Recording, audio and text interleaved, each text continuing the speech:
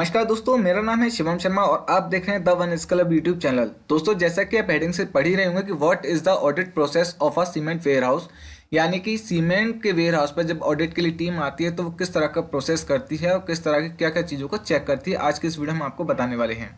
यदि आप भी सीमेंट के किसी वेयर हाउस के सुपरवाइजर हैं तो आप जानते ही होंगे कि कंपनी की तरफ से रेगुलर बेसिस पर वेयर हाउस का ऑडिट होता है, जिसमें कि वेयर हाउस के सभी डॉक्यूमेंट, ऑपरेशन एवं मटेरियल से लेकर और भी अन्य चीजें चेक की जाती हैं। कंपनी की ऑडिट टीम के द्वारा बिना किसी अग्रिम सूचना के कभी भी वेयर हाउस का ऑडिट किया जा सकता है। ऐसे में जरूरी है कि आप रेगुलर बेसिस पर खुद ही अपने वेयर हाउस का इंटरनल ऑडिट करते रहें और जो भी कमी हो उसे पूरा कर लें, जिससे कि असली ऑडिट होने पर आपको ज़्यादा परेशानी ना हो।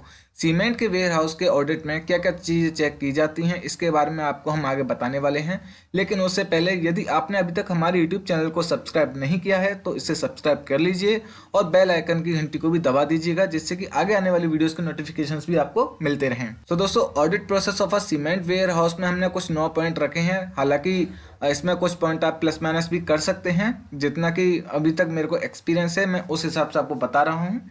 जिसमें कि पहला है material safety measurement, warehouse maintenance, physical stock verification, material condition analysing, FIFO first in first out method following और not, maintain stock board, staff and labour safety measurement, complete record register document and all paper works और system report. सबसे पहले बात करते हैं material safety measurements के बारे में। मटेरियल सेफ्टी मेजरमेंट में सबसे ज्यादा देखा जाता है कि आपके द्वारा मटेरियल को चारों तरफ से तारपोलियन से जो तिरपाल होती है प्लास्टिक की, उससे अच्छी तरह से ढका गया है या नहीं।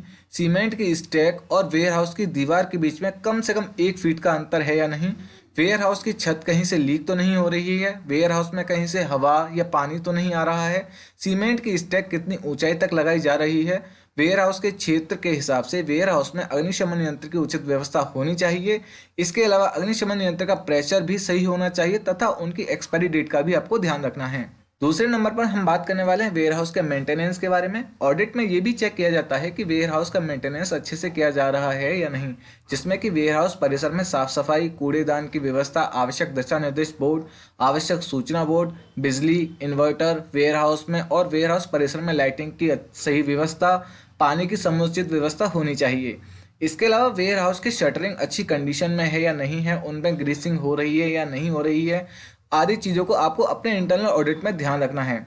इसके अलावा वेयर हाउस में एक बोर्ड पर नज़दीकी hospital, police station, ambulance, fire brigade के आपातकालीन फ़ोन नंबर भी डले हुए होने चाहिए, जो कि ऑडिट में हमेशा ही चेक किए जाते हैं।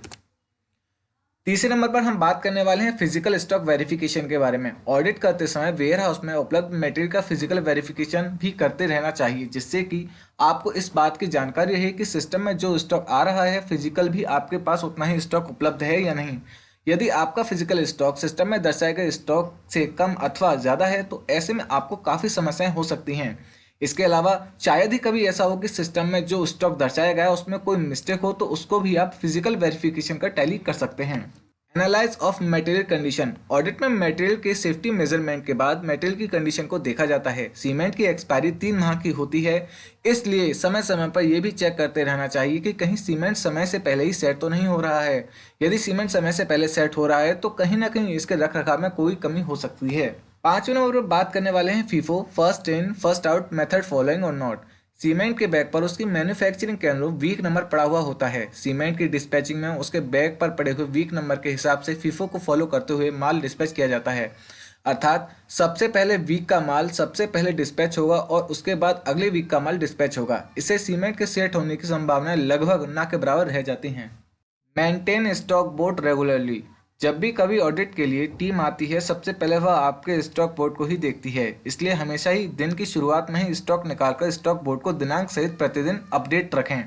Staff and labour safety measurement. Cement का कार्य करते समय या आकस्मिक रूप से कई बार लेबर, स्टाफ या अन्य किसी को भी कुछ स्वास्थ्य संबंधी समस्या हो जाती है। इसके लिए जरूरी है कि वेयर हाउस पर प्राथमिक उपचार हेतु सभी आवश्यक दवाओं का एक फर्स्ट एड बॉक्स हो, जिसे ऑडिट में भी चेक किया जाता है। 8वें नंबर पर बात करने वाले हैं complete record register document and all paper works. आज के समय में बिना प्रॉपर डॉक्यूमेंट के किसी भी कार्य के रिकॉर्ड की सटीक जानकारी करना संभव नहीं है, इसलिए हमेशा सुनिश्चित करें कि सीमेंट की कंपनी के द्वारा जो भी रजिस्टर, डॉक्यूमेंट या अन्य पेपर वर्क दिया जाए वह हमेशा अपडेट हो, क्योंकि ऑडिट की टीम फिजिकल चीज़ों को चेक करने के बाद सभी डॉक्यूमेंट जरूर चेक करेगी, जिससे फिजिकल चीज़ों का मिलान किया जाता है। 9वें नंबर पर हम बात करने वाले हैं सिस्टम रिपोर्ट्स के बारे में। सीमेंट की कंपनी का जो भी सिस्टम हो, चाहे वह सैप सॉफ्टवेयर हो या अन्य कोई वेब पोर्टल हो, उसकी रिपोर्ट से अपने सभी रिकॉर्ड का मिलान नियमित रूप से करते रहें, क्योंकि ऑडिट की टीम पहले से ही सिस्टम से रिपोर्ट निकाल कर लाती है, उससे आपके रिकॉर्ड को टैली करती है। इस तरह से आप अपने सीमेंट के वेयर हाउस का इंटरनल ऑडिट कर अपने वेयर हाउस की सभी कमियों को दूर कर सकते हैं और साथ ही अपने वेयर हाउस के ऑडिट में हमेशा ही सकारात्मक फीडबैक पा सकते हैं। सो दोस्तों, आज के इस वीडियो में इतना ही। यदि वीडियो अच्छा लगा हो तो इसे लाइक कीजिएगा और चैनल को सब्सक्राइब जरूर कर लें, जिससे कि आगे भी आपकी जो स्किल नॉलेज है वो ऐसे ही बढ़ती रहे।